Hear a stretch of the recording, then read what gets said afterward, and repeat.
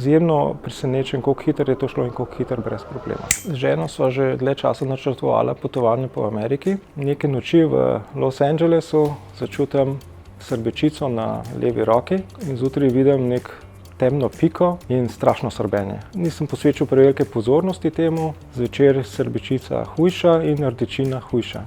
Zjutraj seveda ni bilo boljše, je bilo še slabše. Sem šel na urgenco v Las Vegasu, sem dobil račun za $300, na katerem je bilo napisano moje ime.